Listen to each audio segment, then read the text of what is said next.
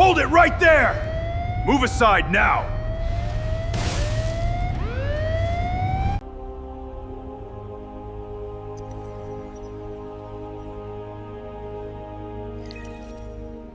Earth's Diplomatic Security Division had assigned Cale Drent to a very specific mission, protecting Ambassador Thessaly Vorvain. But this assignment hadn't been his choice. It came straight from the top. Thessaly had made it clear at their very first meeting that she considered this security arrangement unnecessary. Thessaly had her reasons. She had a royal house escort, an encrypted transit vessel, and 19 years of diplomatic experience. In her view, she didn't need a human bodyguard. Cale listened to all of this without expression and asked only one question.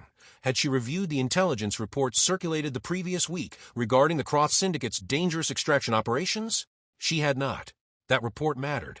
Over the past 6 months, there had been 3 confirmed operations, 2 involving diplomatic vessels, and not a single target had reached their destination safely. 3 quiet months passed. Then came the day when 4 armed Croth operatives cut off both exits of a corridor at Valroni Transit Station and closed in. This was a professional extraction team, gray-armored, equipped with disruption weapons. They had advanced knowledge of Thessaly's travel schedule. But there were 2 things they hadn't accounted for: the critical data chip clenched tightly in Thessaly's hand, and exactly what kind of work Cale Drent had spent 11 years doing before this assignment. He stood quietly in the shadow of a doorway, silently assessing the 4 of them. He needed only 4 meters of space. And 4 meters was enough. Cale covered that distance the way only people move who've spent their lives in circumstances where distance decides survival. No rushing, no hesitation. The fight in the corridor lasted 40 seconds. Cale came away with bruised ribs, a cut above his eye, and pain in his left shoulder. But the outcome never changed. The tight corridor limited all 4 opponents' advantages, and Cale used that weakness against them.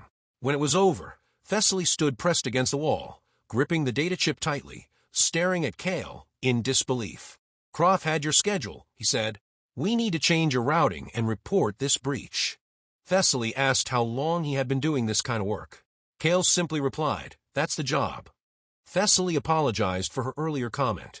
Cale said her 19 years of experience were valid, but they don't update as quickly for new threats as a fresh intelligence report does. 11 days later, the crucial accord was successfully signed. The Croth breach was traced and reported to the proper authorities. Cale's shoulder healed completely within 3 weeks. Thessaly quietly praised Cale in her official report, not in words spoken aloud, but through action. Routing requests began coming to him directly, without the old, complicated approval process. Some things don't come straight, they come sideways. And for Cale, that was more than enough.